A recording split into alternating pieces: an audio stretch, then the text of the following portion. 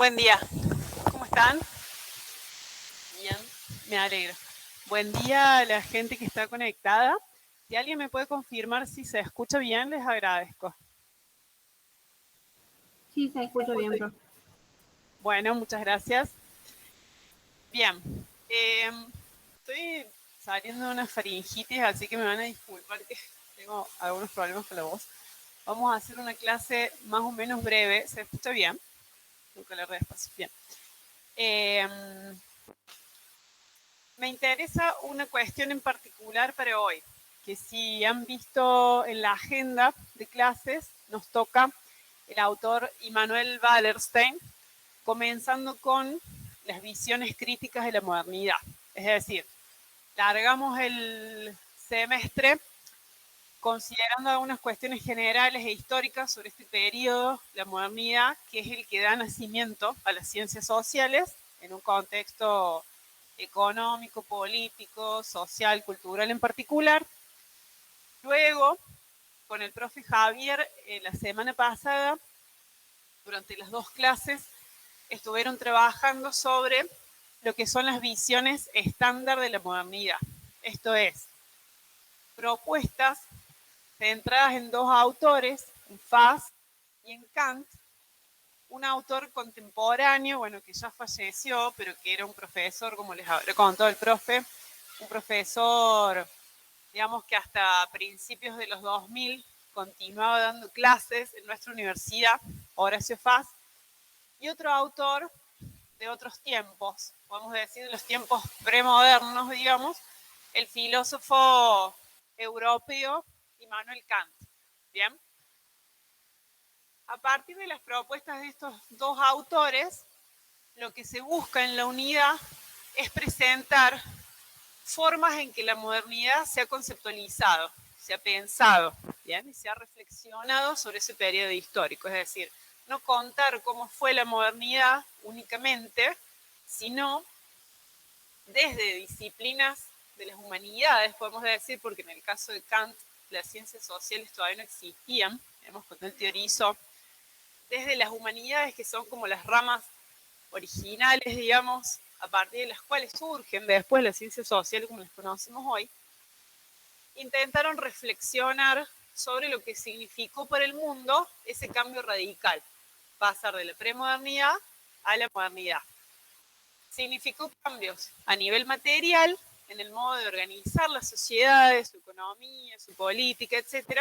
Y significó cambios a nivel intelectual, es decir, cómo era posible pensar el mundo, qué era el mundo, porque de pronto, cuando todo cambia, cuando esas bases materiales cambian tanto, como quizás un poco estamos viviendo ahora, en el sentido de que nos estamos preguntando muchas cosas, digamos, qué va a pasar con nuestro planeta, qué está pasando y qué puede pasar con los lazos sociales que están tan movilizados, digamos, en todos los niveles, qué va pasando a medida que se va produciendo el cambio generacional, o sea, cosas que en algún momento llegan a un pico de intensidad histórica en que suelen producirse revoluciones.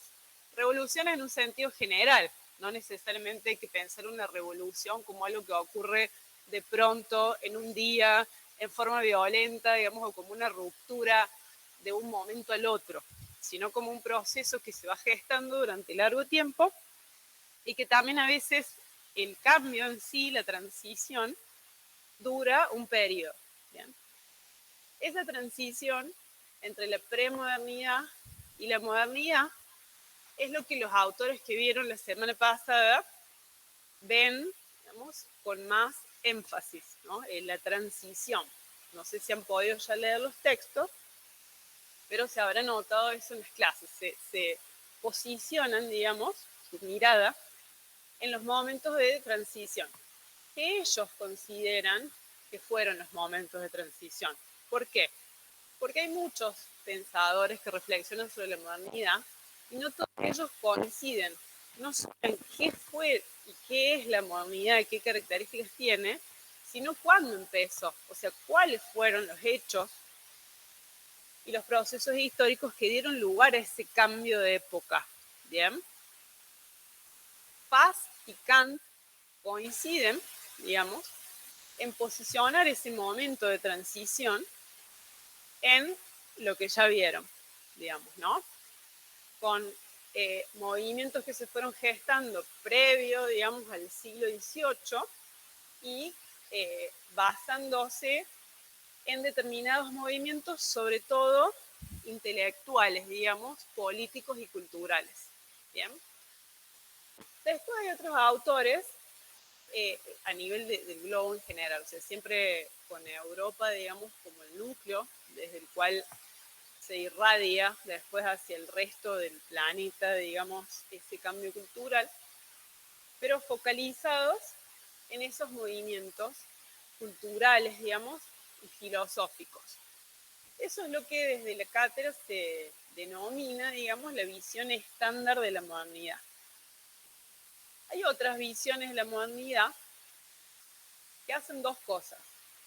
Por un lado, posicionan en tiempo y espacio otro origen de la modernidad, y por otro lado no son estándar en el sentido de que no son de consenso general con la mayoría de los autores europeos que pensaron el tema, sino que son visiones críticas de la modernidad. Críticas en el sentido de que critican esas visiones intelectuales que caracterizan la modernidad de otra forma, como también critican algunos contenidos, por decir así, de la modernidad. Se critican algunos valores propios de la modernidad, algunas formas de organización propias de la modernidad. Dentro de ese paradigma, las visiones críticas de la modernidad, es que se posiciona el autor que vamos a ver hoy, Wallerstein, que es europeo, y el autor que vamos a ver el lunes, Dussel, que es latinoamericano. Entonces tratamos de esa manera, a través de 4 propuestas distintas, brindar un panorama general sobre la modernidad, que luego cada cual revisará, digamos, qué visión le parece la más apropiada para describir esa etapa histórica hasta donde llega, hasta la actualidad, y qué visión le resulta más apropiada en términos de la opinión, digamos, de los autores, o ese posicionamiento, digamos, si la modernidad es un proceso que realmente derivó en el progreso, digamos, a nivel global, si la modernidad es un proceso que presentó algunos progresos en determinadas dimensiones, pero en otras no, si la modernidad es un proceso que ya es viejo, o sea, que ya hoy necesitamos nuevas categorías o nuevas visiones para pensar la realidad actual. Todo eso es parte del debate de los pensadores de las humanidades y las ciencias sociales que intentan entender la modernidad, porque independientemente de qué es lo que propongas para entender la modernidad, todavía hoy en las ciencias sociales es muy importante poder entender la modernidad para poder entender el presente. Las ciencias sociales básicamente buscan entender el presente en las distintas dimensiones. ¿Bien? Eso es lo que proponemos con esta unidad 1 que vamos a estar concluyendo el lunes que viene. ¿Bien? No sé si ya habrán alcanzado a leer. ¿Alguien lo pudo leer, el texto de Wallerstein?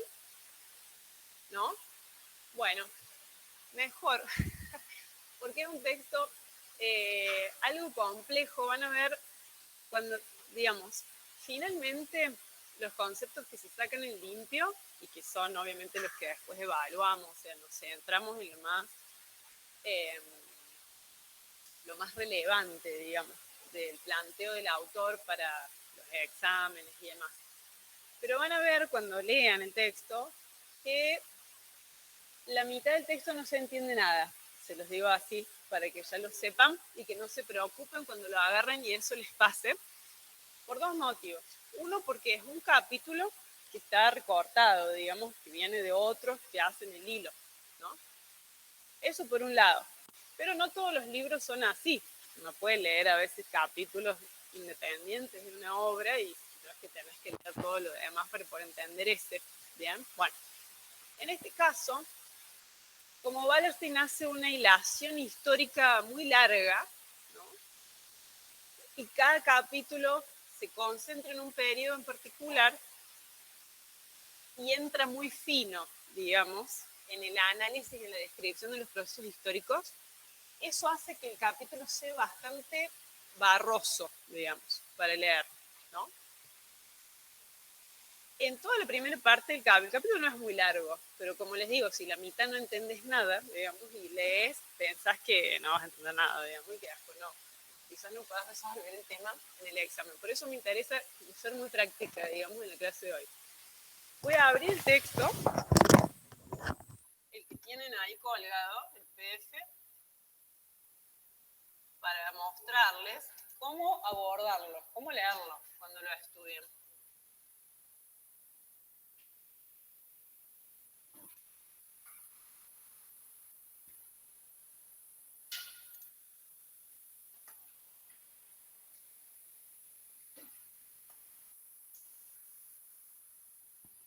Bien, ¿están viendo el Meet? Yo ya no los veo. Si alguien puede abrir micrófono y decirme oralmente. Sí, se ve, profe. Sí, se ve. Bueno, este es el texto, ¿no? Se llama Impensar las ciencias sociales, límites de los paradigmas decimonónicos. Esto de los paradigmas decimonónicos es lo que decía, ¿no? Visiones sobre el mundo que se plantearon durante el siglo XIX, eso significa decimonónico. Ustedes van a tener, bueno, acá un prólogo que no tiene importancia, es de otro autor que presenta las bondades, digamos, del libro de Wallerstein. Introducción, ¿por qué impensar? El libro se llama Impensar las ciencias sociales. ¿Por qué? Porque Wallerstein, como autor crítico, plantea que un montón de conceptualizaciones y análisis de las ciencias sociales no son adecuados para entender lo que sucede en el mundo. Entonces plantea impensar, es decir, sacarnos de encima o desaprender, digamos, categorías que él considera viejas para generar formas nuevas de entender el mundo. Entonces, en esta introducción, ¿por qué impensar? La introducción general del libro, se puede entender leyéndolo por qué él es un autor crítico. Ve críticamente la modernidad. Entonces, eso léanlo. Ahí no van a encontrar conceptos. Profe, no se escucha bien. Contexto para entenderlos después. ¿Bien? Y es muy cortito. Acá empieza el capítulo en cuestión, que tenemos la bibliografía. Las ciencias sociales, del Génesis a la bifurcación. Génesis, ¿saben lo que significa? Origen. Génesis del origen de algo.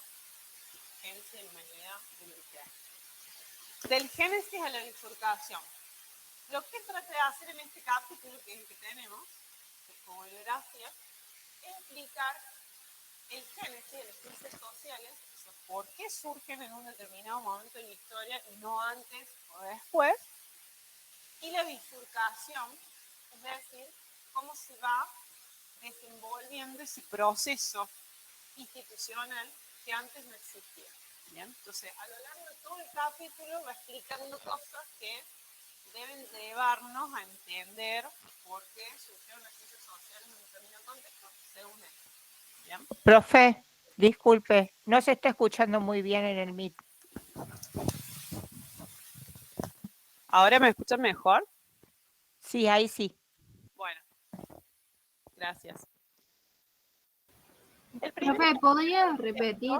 se llama la Revolución Francesa como suceso histórico mundial. Voy a hacer un recorrido rápido.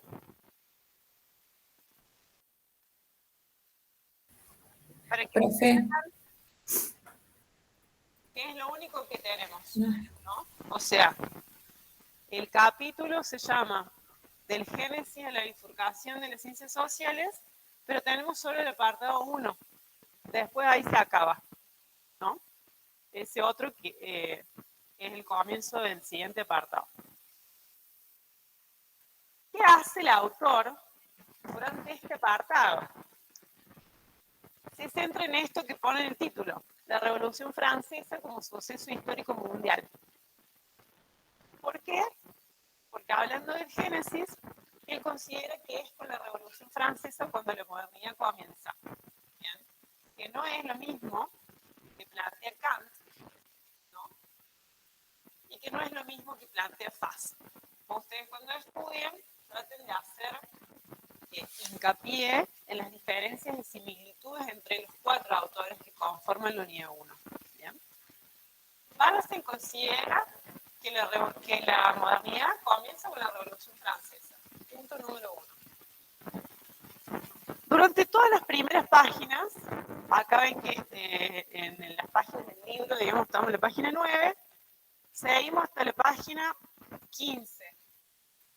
Todas estas páginas, hasta donde marco acá, con amarillo, la Revolución Francesa y su continuación aceleraron la transformación ideológica de la economía del mundo capitalista. Bueno, hasta ahí es donde les digo que seguro que no van a entender nada cuando lean, porque además brinda una cantidad de detalles, digamos, de nombres, de fechas, de procesos, de relaciones entre personas, digamos, entre monarcas y otros, entre países, entre batallas, digamos, y sucesos históricos que fueron dando lugar a que la Revolución Francesa se produzca. Y eso lo viene explicando desde antes en el libro, ¿bien? Entonces, una opción es no leer nada de eso y empezar directamente acá. No va a suceder nada extraño. Ni les va a permitir, ni les va a obstaculizar comprender lo que viene después. Sí tengan en cuenta una cosa que no se relaciona con los detalles, sino con el título del apartado. La Revolución Francesa como suceso histórico mundial. Lo que Wallerstein llama suceso, que lo usa como un concepto teórico, digamos, es un acontecimiento que tiene consecuencias expandidas, que genera como una ola, ¿no?, de consecuencias fuera de sí mismo, o sea, después trasciende en el tiempo, trasciende en la geografía en la que se produce. Eso es para él un suceso. Esto se los digo porque a veces alguna pregunta de examen suele rondar en eso, que es lo importante de esta primera parte de toda esa descripción histórica que no les va a servir. ¿Bien? Solo eso. Sí.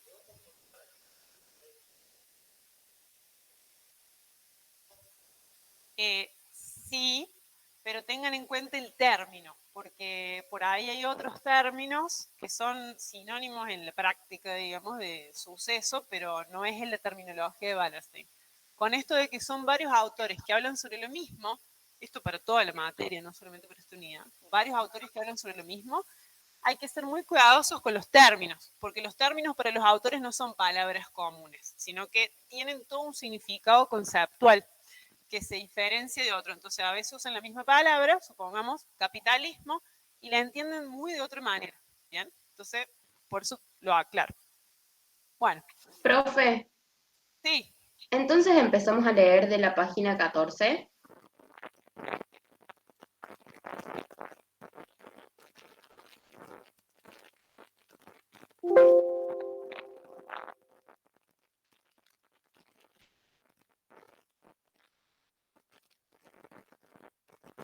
Bueno, después en todo caso, si quieren dejar las dudas en el chat, cuando yo termine de hablar, me fijo en todas, para los que están conectados.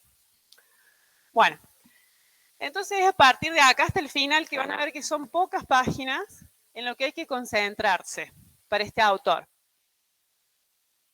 La tesis central de este autor es que la modernidad surge con la Revolución Francesa y en segundo lugar, lo que da cuenta de que se trata de un nuevo periodo histórico es que surgen 3 nuevos tipos de instituciones que antes no existían. Bien, esos 3 tipos de instituciones son las ideologías, las ciencias sociales y los movimientos sociales. Bien, entonces ahora nos vamos a meter en qué es cada una de estas cosas. Él lo va explicando un poco sistemáticamente, por decir así, en el texto. Entonces yo les recomiendo que cuando vayan a leer el texto, miren primero el mapa conceptual, que es muy simple, que lo voy a usar ahora para guiar la clase y que está cargado en el aula virtual. Ese mapita ordena esto de los conceptos centrales, que son los 3 tipos de instituciones que surgen para Wallerstein con la modernidad. ¿Bien?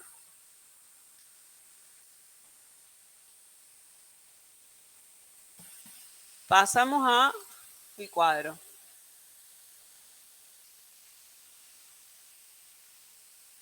Bien. como verán ahí, tenemos resumido esto que les decía que es lo central del texto y que todo lo demás lo descarten. ¿Bien?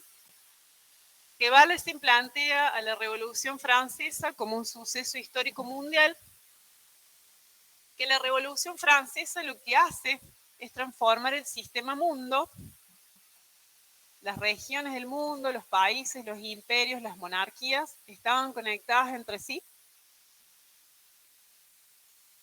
y siguen conectadas, pero el modo en que se conectan es distinto a como era antes, a partir de la Revolución Francesa.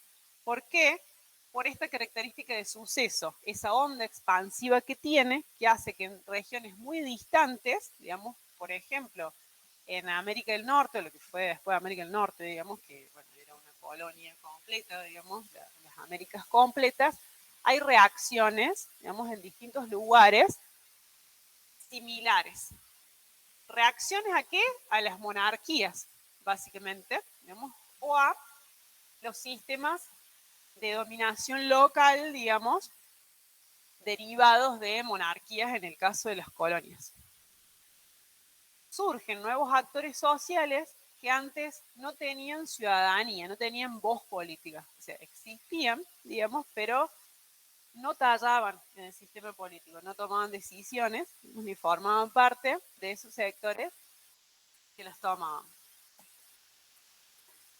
Eran como plebeyos y eran dos sectores en realidad. Los plebeyos están siempre presentes en la historia, digamos, son los sectores populares, los sectores pobres, los estratos marginados, en todo sentido, digo, ¿no? No solo económicamente. En este caso, en la categoría de plebeyo, se junta, digamos, esa marginación política con la marginación económica. Pero había otro sector que a partir de la revolución industrial, digamos, y los cambios en los modos de producir, había tomado una relevancia económica muy importante, digamos, y que no eran plebeyos económicos, por decirlo de algún modo, que eran las burguesías, que eran los empresarios, digamos, aquel artesanado de la Edad Media que después con la maquinización, digamos, pasa a poder producir industrialmente. Es un sector social que se va haciendo rico, digamos, que va adquiriendo cada vez mayor poderío económico. Sin embargo, por el modo de organización premoderno en Francia, en Europa en general, es un sector que no tiene voz, no puede decir nada, digamos, ni cómo hay que organizar el sistema de impuestos, ni quién tiene que gobernar a nivel general, ni quién tiene que gobernar a nivel local, ni puede hacer las leyes, ni puede modificar las leyes, digamos. Hasta ese momento hay una autoridad derivada de la autoridad divina, digamos, que decide todo. ¿Bien? Y que está apoyada en otros sectores sociales, vinculados a la religión, digamos, a los monjes, vinculados a los señores feudales, digamos, o las oligarquías del momento, ¿no? Pensemos cómo, a partir de la Revolución Industrial y de la Revolución Francesa, en que en realidad no son los plebeyos, así en términos mayoritarios, los que se rebelan contra el régimen, son los burgueses, o sea, la gente que tenía una actividad relevante socialmente y que ellos planteaban que eran los que sostenían, digamos, el sistema económicamente, pero no podían trascender esa situación, ¿no? No podían decir nada. Y además tenían que pagar una cantidad de tributos, digamos, para ellos arbitrarios e injustos en relación a lo que proporcionaban, digamos, como producto económico a la sociedad. ¿Bien? Esa es la Revolución Francesa. Transforma el sistema mundo porque presenta esa expansividad, digamos. Instala la normalidad del cambio. Lo de transforma el sistema mundo sería como la parte material de la cuestión, digamos, ¿no? La cosa cambia, como el mundo se organiza. Ahora, que la Revolución Francesa instala la normalidad del cambio es lo que sucede en el plano intelectual, que les decía. Si antes, supongamos bajo un sistema monárquico clásico, la autoridad era divina, bueno, si hay algo, un ente, digamos, que no cambia a lo largo de la historia, es Dios, ¿no? Es siempre igual.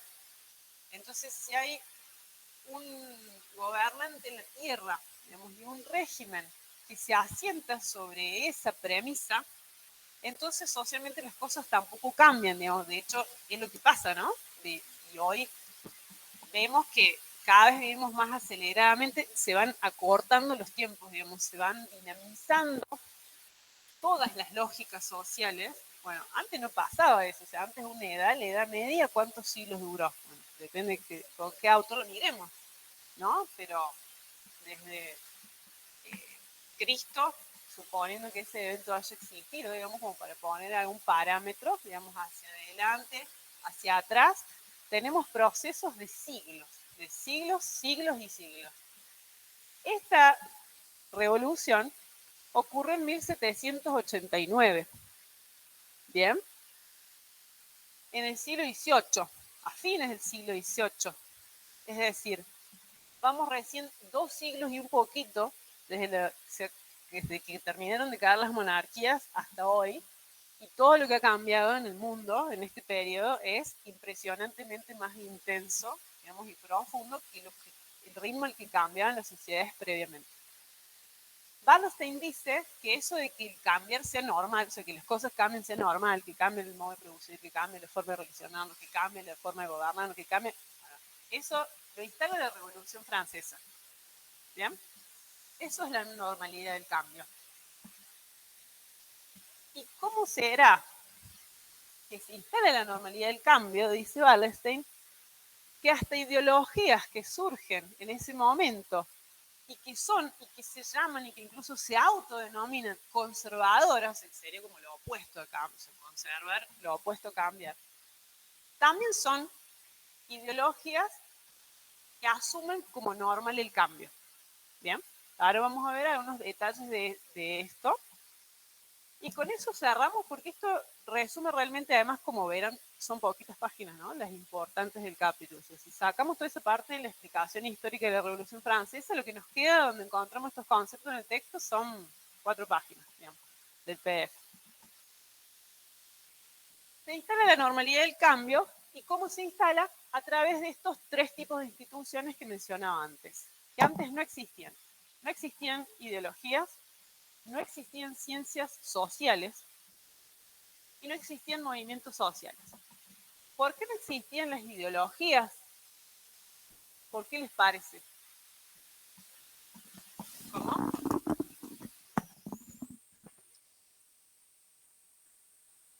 Exacto, por algún tipo de adoctrinamiento hacia los plebeyos o hacia el pueblo en general, que involucraba más sectores, que no te dejaban pensar por vos mismo, digamos, ¿no? Había una doctrina que tenía que ver con doctrina religiosa. Exacto, no había pensamiento crítico. Si lo había, tenía que estar escondido, pero evidentemente no lo había tanto, porque tienen que pasar muchos siglos, digamos, para que tome una intensidad, esa necesidad social del cambio, hasta que se termina produciendo, digamos, una revolución y se materializa, ¿no? Entonces, las ideologías son sistemas de ideas que pugnan entre sí, o sea, que se diferencian de otros sistemas de ideas. Para que algo así exista, tiene que haber un sistema general que permita ideas distintas que puedan agruparse y diferenciarse entre sí. Eso era lo que no existía. Esas ideologías que surgen con la revolución, que van a surgir más, obviamente, son para Wallerstein el conservadurismo, el liberalismo y el marxismo. A rasgos muy generales, el conservadurismo era esa ideología que en aquel momento planteaba la necesidad de un cambio que tenía que ver principalmente con el régimen de gobierno, o sea, con qué sectores debían poder tener algún tipo de participación en el gobierno de la sociedad, pero que seguía atada, digamos, a las tradiciones del pasado, bueno, que todavía existían, no es que eran del pasado, sino que planteaba el conservadurismo que había que modificar una parte, digamos, de la cuestión y no todo. Entonces, exactamente, de a poco y en determinadas dimensiones de la vida. Entonces, muchos de los conceptos y de las prescripciones, digamos, religiosas que predominaban, el conservadurismo como ideología las mantenía, ¿no? no importa cuáles son, tampoco vale sin dar muchos detalles de eso, importa, en todo lo que explico importa la lógica, digamos, de cómo él piensa ese proceso. Entonces, el conservadurismo plantea un cambio de régimen político, pero atado a las tradiciones religiosas y culturales que ya existían.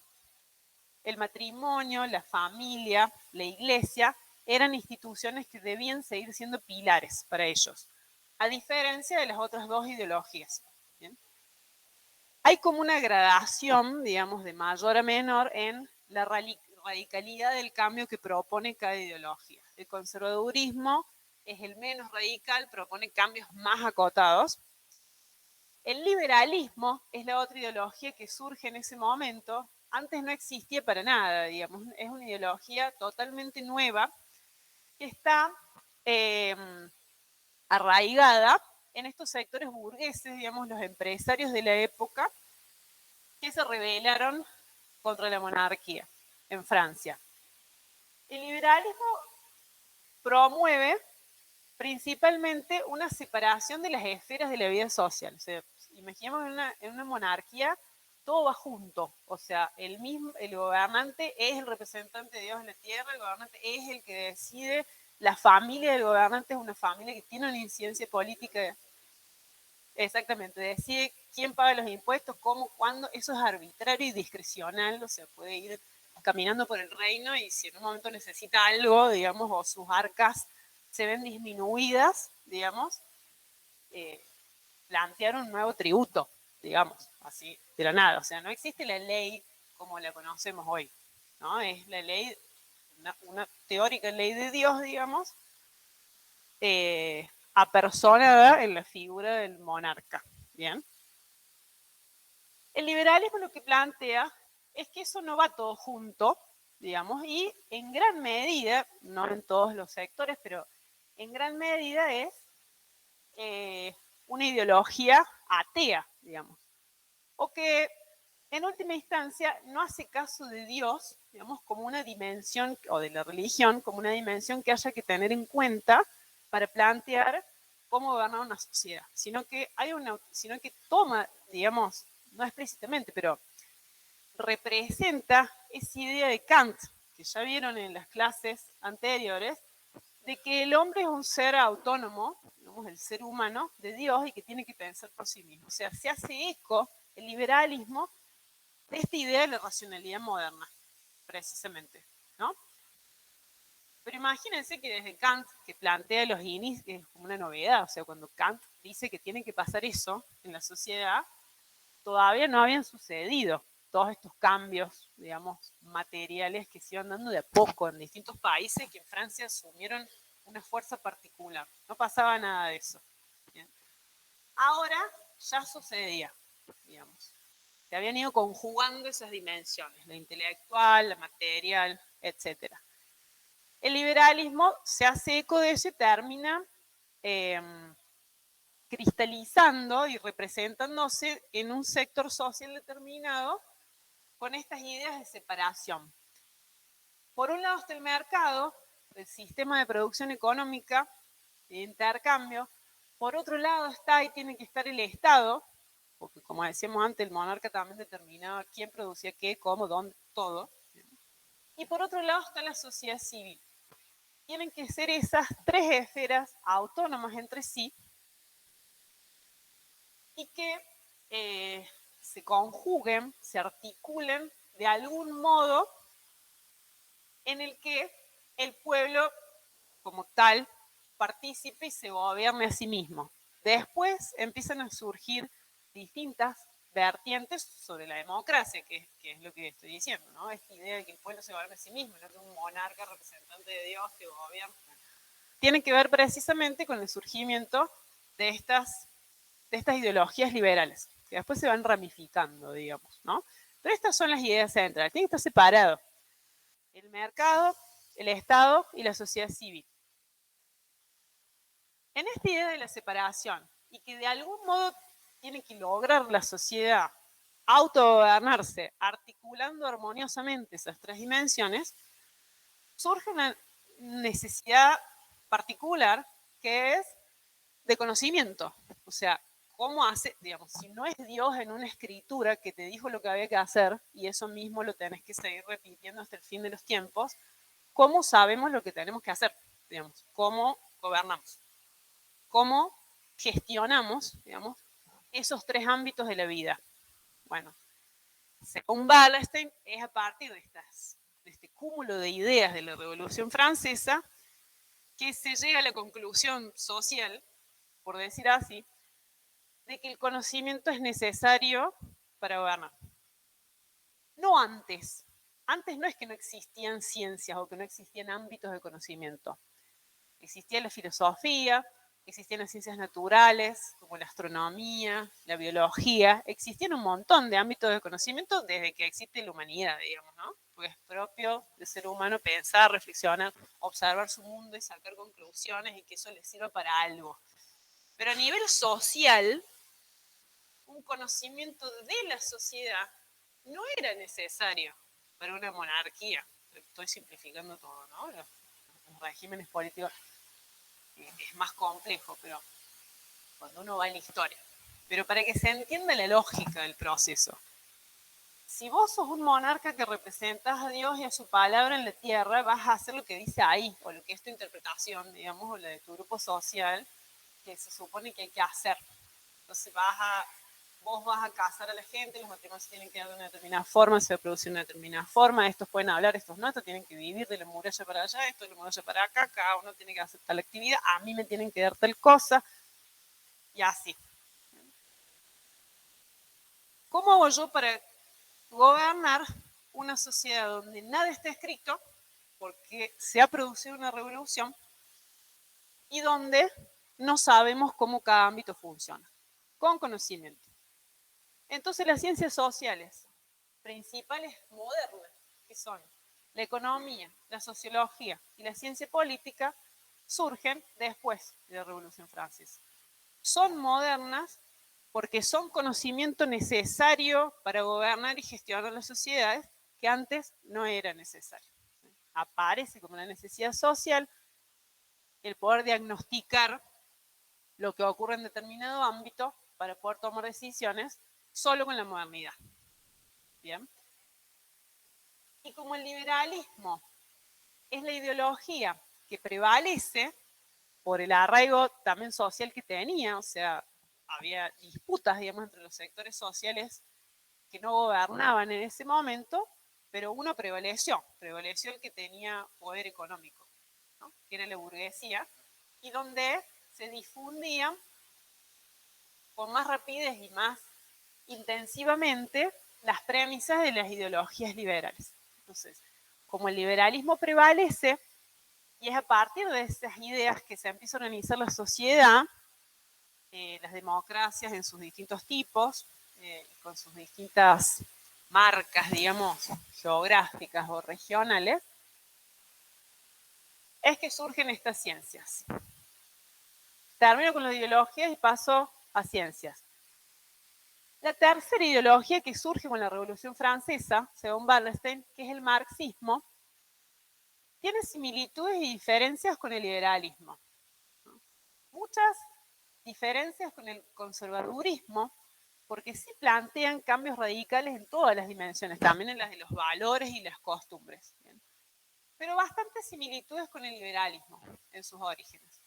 Primero, sobre la idea de que estas esferas tienen que estar separadas. ¿Bien? Segundo, sobre la idea de progreso, de la importancia del progreso social y de la importancia de la razón humana, de la racionalidad para el progreso social, ¿no? Independientemente de hacia dónde se quiere guiar a la sociedad desde cada ideología, o cuáles son las particularidades que cada uno plantea, esta idea de que a partir de ahora que somos dueños de nosotros mismos, digamos, y no es Dios quien manda, tenemos que conducir la sociedad hacia algún lugar. Y para eso necesitamos racionalidad, entonces para eso necesitamos conocimiento. Bueno, eso lo comparto, ambas ideologías, el liberalismo y el marxismo. En lo que se diferencian es en el arraigo social que tienen, es decir, en qué sectores pretenden encarnarse o de qué sectores pretenden representar los intereses. Entonces, el marxismo, para Wallerstein, es una ideología moderna progresista, pero plebeya, ¿no?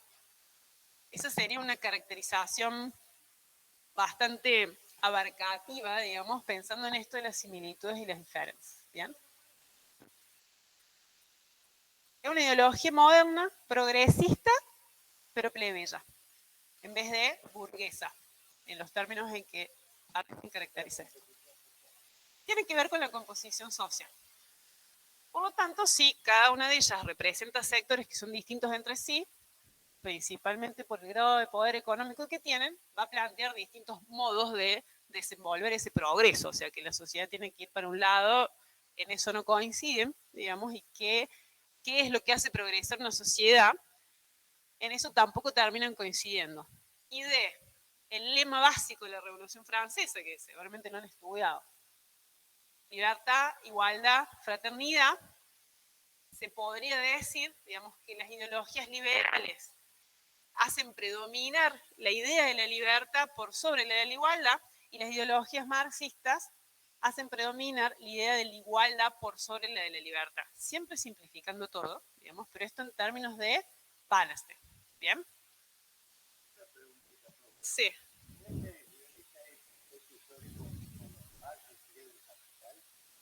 Claro, exactamente.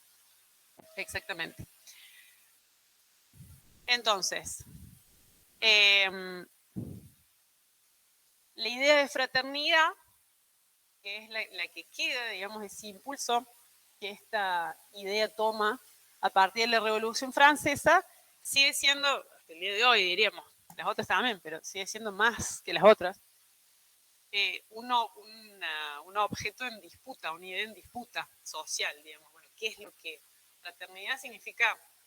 Hermandad, digamos, solidaridad entre nosotros, entre los pueblos. Bueno, ¿cómo se logra eso? ¿bien?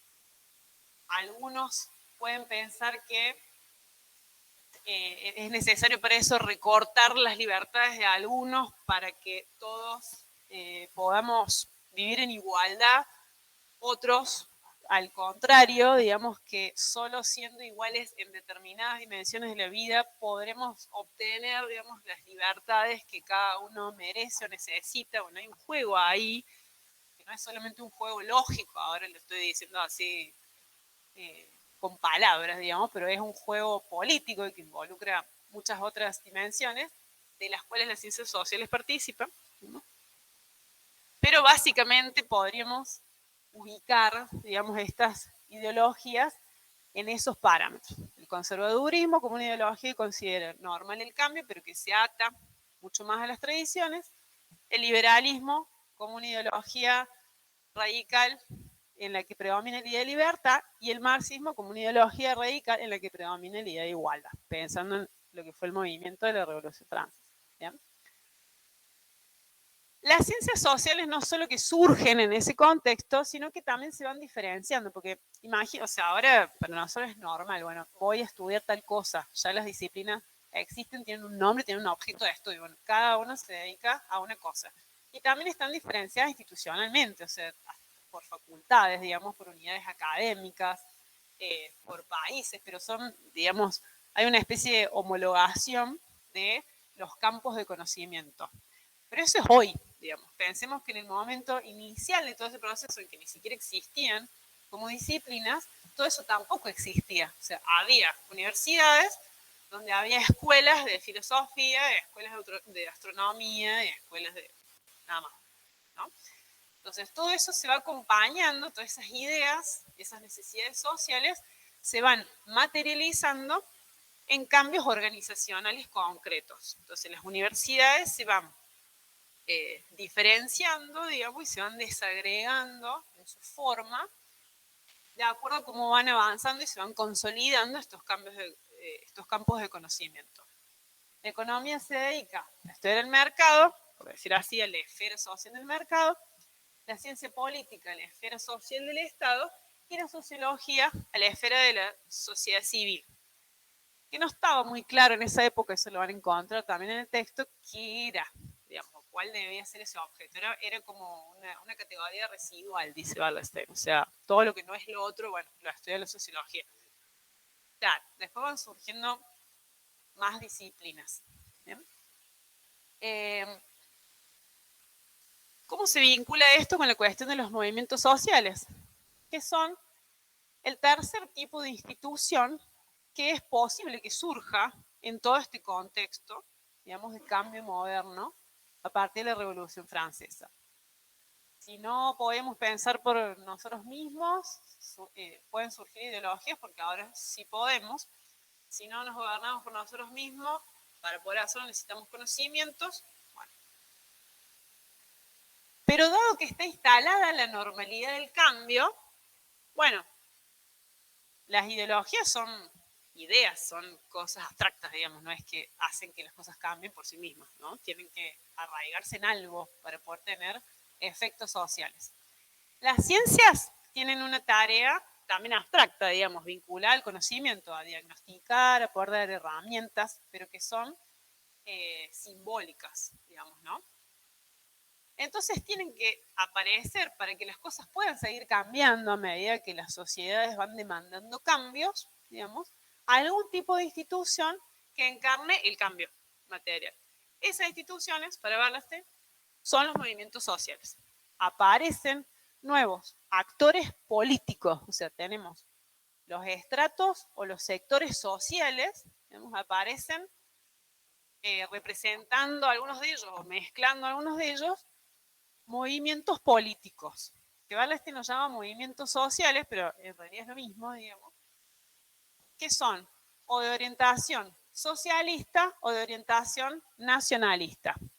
Todo esto en un momento muy original, muy limitado, digamos, que después se va desarrollando y que hoy esas categorías, socialismo, nacionalismo, tienen un montón de significados porque hemos pasado por un montón de épocas, digamos, ¿no? De las guerras mundiales, la constitución de la Unión Soviética, la caída del muro de Berlín, digamos, un montón de procesos locales y geopolíticos que le han ido dando nuevos contenidos a esos términos.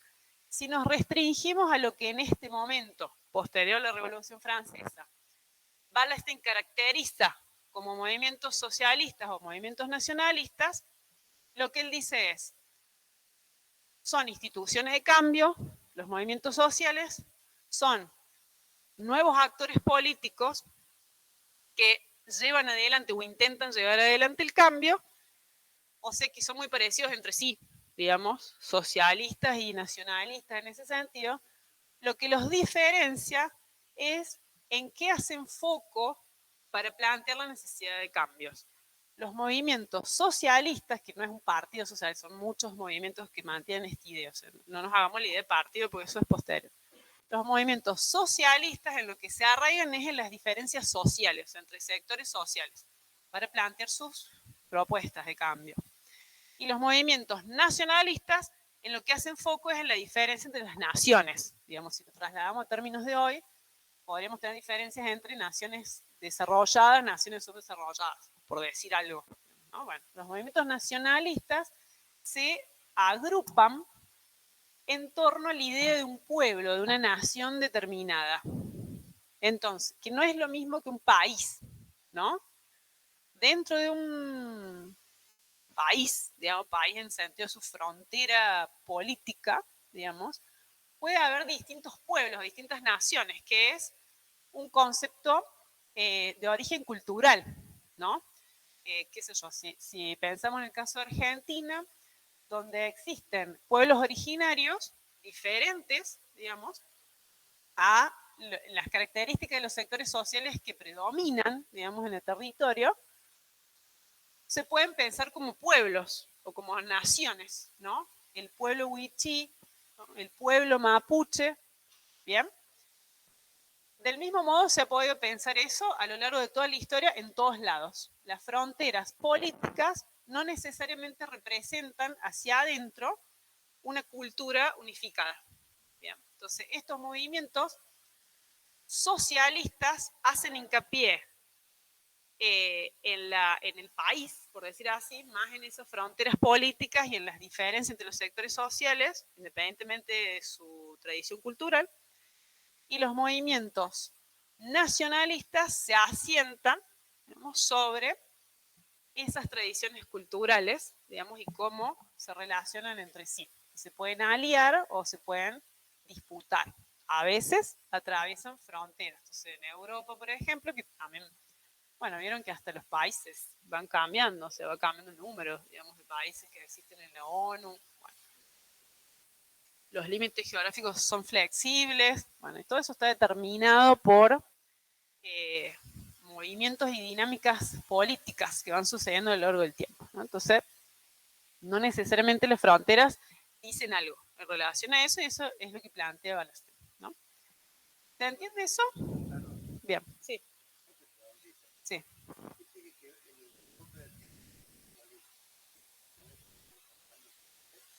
El cooperativismo y el mutualismo, pregunta el compañero, si tiene que ver con estos movimientos sociales. Son fenómenos más recientes, pero podemos decir que son modernos, claro, en el sentido de que, por un lado, asentados en las ideas de igualdad, digamos, y de autogobierno, solo pueden existir, digamos, en un régimen que ya tiene esas características, digamos, y que, pero se asientan más, digamos, en movimientos que podemos decir tendrían una base socialista en el sentido de que consideran las diferencias económicas sociales como un impulso, digamos, para proponer cambios. Y bueno, para eso una determinada propuesta de organización.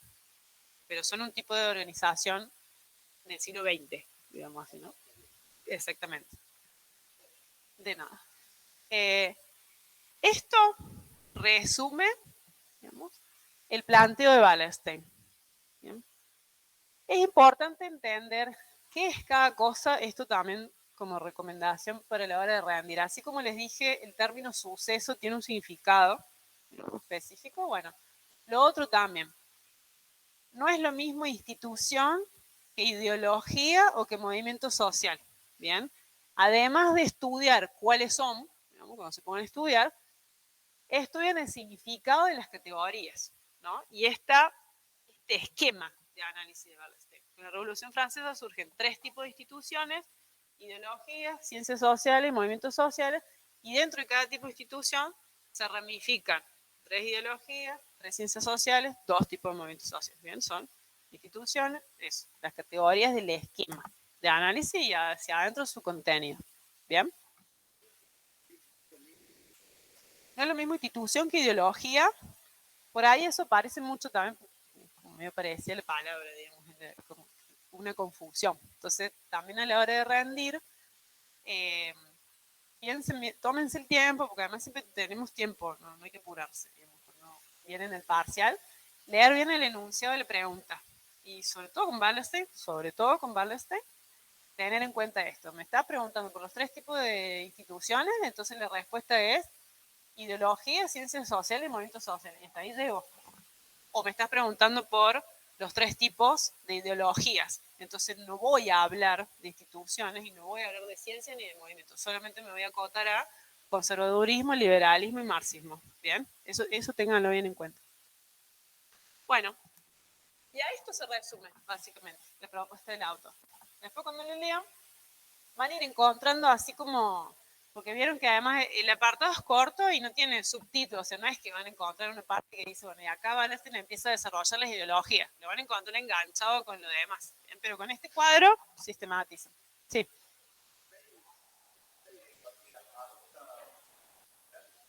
Claro, sí, es un poco más abierto, pero sobre todo en el caso de los movimientos nacionalistas. Pero dentro de los movimientos socialistas, digamos, suelen arraigarse más en la ideología marxista, pero hay algunos de raigambre liberal. Y en los nacionalistas es más una mezcla, incluso de ideologías más conservadoras en estos términos. O sea, no es directa la relación. Habría que analizar movimiento por movimiento, digamos, para ver eso. Diga. Perdón, hacen silencio un segundo que hay preguntas, pues si no yo no escucho. Gracias. Sí. Sí.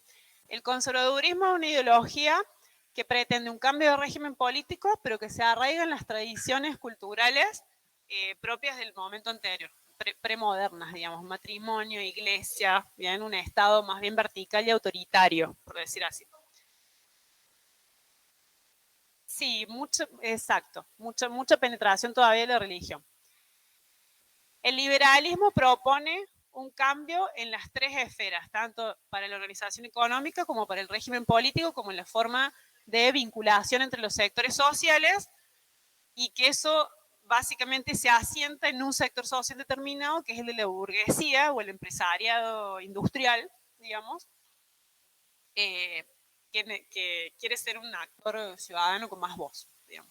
Y el marxismo también es liberal en términos de plantear un gobierno autónomo, ¿no? Y de plantear que los sectores que estaban abajo todos tienen que pasar arriba, o que la monarquía tiene que desaparecer, pero más centrado en los sectores plebeyos, o sea, que los que tienen que tener una predominancia política y hacia ellos se deben dirigir las políticas del Estado, digamos, son los sectores plebeyos y no los burgueses. Bien.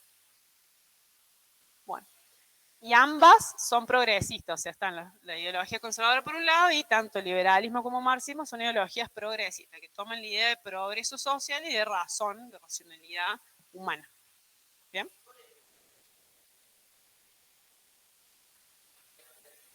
Sí, tenía más que ver en realidad con los sectores.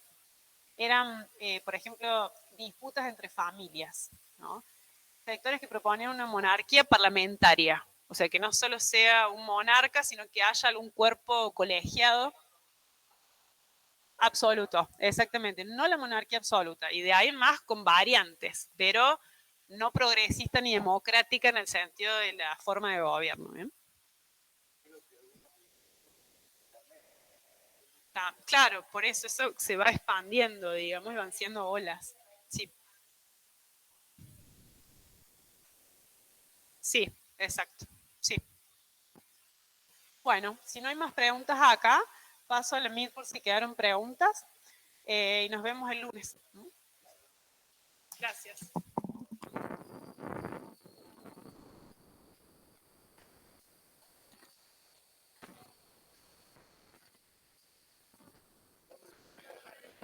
Adiós, gracias.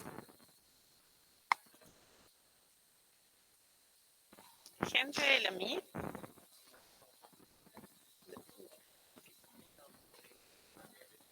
La 15 del libro. Ah, perdón, ¿dijiste hasta o desde?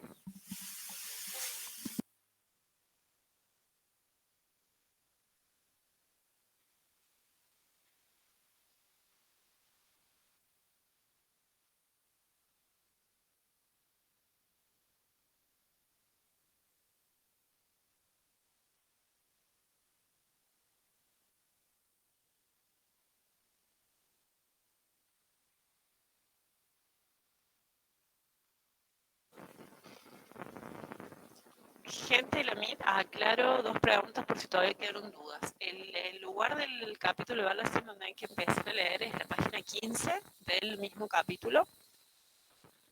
La idea de suceso significa que no es un fenómeno aislado, sino que son hechos que transcurren en un lugar y que generan una onda expansiva y consecuencias en otros lugares del mundo. Es suceso, no proceso, el término.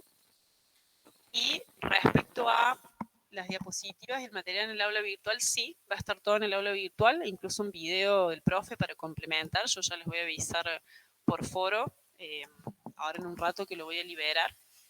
Y después, respecto a si las clases se graban, no se graban las clases de acá, pero para todos los temas tenemos videos de apoyo, que están hechos, que son mejores, digamos, como material de apoyo, porque están hechos propositadamente, digamos, como una clase más sistemática, entonces solamente se ve ese contenido. Y eso es lo que vamos subiendo para cada clase y yo les voy avisando eso por foro. Así que por eso no grabamos estas, porque si no sería demasiado material, demasiadas horas de video un poco al vicio, porque los que ya están preparados específicamente son mucho más útiles. Bueno, por acá estamos terminando. Si no hay ninguna otra duda en la Meet, se pueden ir desconectando y nos vemos el lunes. De nada.